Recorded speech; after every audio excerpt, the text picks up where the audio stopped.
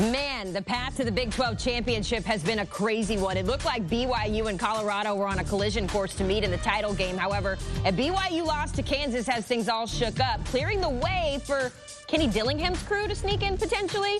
The Arizona State Sun Devils have quietly put together an 8-2 season. They now have a chance to put the league on notice as they will play BYU today at 3:30 Eastern with so much at stake. Our Josh Pate is in Tempe, had a chance to sit down with the great Kenny Dillingham, head coach of Arizona State. Here's what he had to say. We're just ahead of a big game today in the Big 12. And in college football, Kenny Dillingham, head coach at Arizona State. Brigham Young in town. Man, there's a lot of vibe around this thing. How important is today just for this program overall? Yeah, I think this is just proof of concept of what this place can be. The environment you're going to feel tonight is something that can happen consistently. And when you talk about this place, people are going to say, well, you know, where's the following? Where's the tradition? Well, why don't you sell out every week?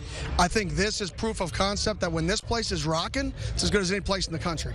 Zoom in on the game specifically. So a lot of us have talked about it all week, but when you guys honed in on this thing, a couple of the most important points you think will decide today.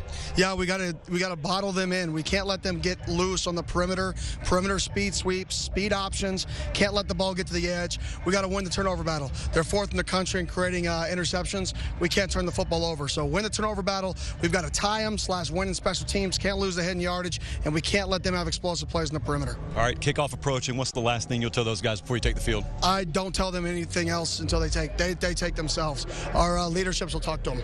Kenny Dillingham, we appreciate it, brother. Have a good one today, man. Appreciate it. Yes, sir. Go Devils. Hey, by the way, and I paid him $20 for that shirt. Wore that shirt last night. Forks up, I guess. And $20 richer Josh Pate joining us in that same shirt that Kenny Dillingham was referring to. Josh, so exciting for this game. There is so much at stake here, as we've mentioned. You had a chance to catch up with Kenny Dillingham here, but we're actually going to start with BYU on this side. You know, obviously their season has been incredible to this point. Win and you're in. You're this close, I should say there. What should BYU be feeling right now ahead of this matchup? Opportunity, Haley. They lost to Kansas last week, but the thing about it is with the way this whole format works is if you win today and then you keep winning, you punch your ticket to the conference title game, you win that thing, you're in the postseason. So because they won those games opportunistically earlier in the year, all you did is you bought yourself runway, you bought yourself more time, and that makes last week's loss, while devastating, not completely the end of the road. And the other thing they have to look at is what Kenny Dillingham just talked to us about. This is not a star-studded Brigham Young team, which is actually not a knock. It's a compliment because that means they've played complementary football all year. They have excelled in turning the ball over. They've excelled in the red zone. That's what they got to do today. That's the long and short of this thing. It should be a really competitive game that's decided on those margins. It was BYU who got the best of Arizona State in the last meeting. That happened back in 2021, a 27-17 win. The Sun Devils were actually ranked at that point there too. However, when you talk about Kenny Dillingham, Josh, and we saw it there in your interview, he has got these boys jumping, whether it's the quarterback and Sam Levitt, one of the best names in college football, Cameron Scatabo, the running back. This is a moment that a lot of people have been waiting for here. Just talk us through the excitement, and when you hear Kenny Dillingham talk about his team, what stands out to you about them in this matchup? That they're not supposed to be here. If you remember this program a couple of years ago and how demoralized everyone was in the wake of the scandal that happened and Herm Edwards is fired. And to be honest with you, Haley, most people looked at the hiring of Kenny Dillingham. Guy in his early 30s, he's from here. We'll get him to come in and he'll take the reins and he'll get us through the dark days. And then maybe, you know, 5 years from now we'll be able to compete again. And he has what I call competitive ignorance, almost like he just ignores that that's what's supposed to happen. He almost ignores that that's what he's been brought in to do. And they just have the audacity to compete, and then they've won in the process, and now they're sold out here today. It's a hard sellout. It's not one of those things where you paper tickets around and you give them away to local Boy Scout troops and look, we got a full stadium. It's $300 for the cheapest ticket in this place today. They have got, I think they're on the precipice maybe of really enticing a lot of these kids who come from the Phoenix area, who go elsewhere to stay home. They just want to, they call it activating the valley. You know, that's what the t-shirts around here say. But if if you think about that, for a long time, long before Kenny Dillingham was around, and when he was still a kid, people have always talked about Arizona State. If anyone ever bottled this place up the right way, it could be a force. And now they're in the Big 12, and they could be a force in the Big 12. That's why I asked him what I asked him, because on paper, this is just another game. But perceptionally, this could be a day they look back on several years from now, depending on how it turns out, as saying that was the turning point. That's when the snowball really started downhill. There's something I want to follow up on there, too, because we've been talking about when it comes to the Big 12 championship game, it's been all about BYU and Colorado and how they can't mess up. But Arizona State is still very much in play here when it comes to potentially playing in that Big 12 championship game. So while we focus on the Ohio States and the Indianas and how they sort themselves out, what about the Sun Devils, Josh Pate? Well, that is the part B of what we're talking about here. Brigham Young, they control their own fate. So does Arizona State. And I think people may have written them off because they have another loss in the loss column. And to be honest, they've enjoyed people not paying a lot of attention, I think. But look at the standings there. You got Arizona State with an opportunity to make BYU the lone one-loss team in conference play, just another two-loss team, and then they control their own fate. And I'll tell you what's really funny is the top three teams that we have listed there, Brigham Young, Colorado, Arizona State. Haley, those, for my money, are the three best stories in this conference and three of the best stories in college football this year. But just remember now, I can't remind people enough, with the way this format works, it is not the top 12 teams that go to the postseason. You got a guaranteed spot for whoever wins this conference, and so both of these teams have that on the line for them today. Yeah, it's such a big moment and two very different stories to get to this point.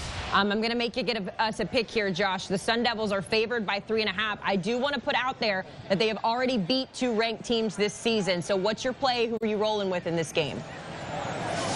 I think home field matters a lot today, but I also think if you just look at the way teams are trending, I am concerned personally that Brigham Young is the kind of team that had about 10 or 11 weeks of gas in the tank that you needed 13 weeks worth in. And conversely, Arizona State feels like they're surging at the right time. They've got the difference makers. They've got at quarterback and tailback the playmakers. And you get it done in the red zone, you're plus or even in turnover. I think Arizona State wins today, and they cover in the process. Oh, no surprise Arizona State wins today. This is the shirt that Kenny Dillingham was referring to. You got yourself a little Arizona State polo here in your video that you posted on Twitter.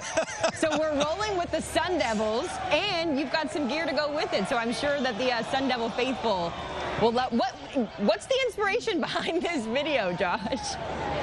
I have told you once, if I've told you 1,000 times, it is as simple as giving me free stuff. And they were smart enough to give me free stuff. I will wear it. It can say Haley Sutton on the collar for all I care. If you give it to me free, I'm wearing it. So if you've got a logo, like Tiger Woods, Roger Federer, if you got a little HS there and you want me to wear it, Arizona State figured it out. I can't believe more people haven't figured it out. I got you. My fiance and I are getting married. Our initials are H&M, which is kind of ironic. So I'll get you an H&M hat that we're giving away, and we'll get it on the college football show there. All right, Josh, we got to reel it back in here because obviously there's another big matchup happening in the Big 12 and a big test for Deion Sanders.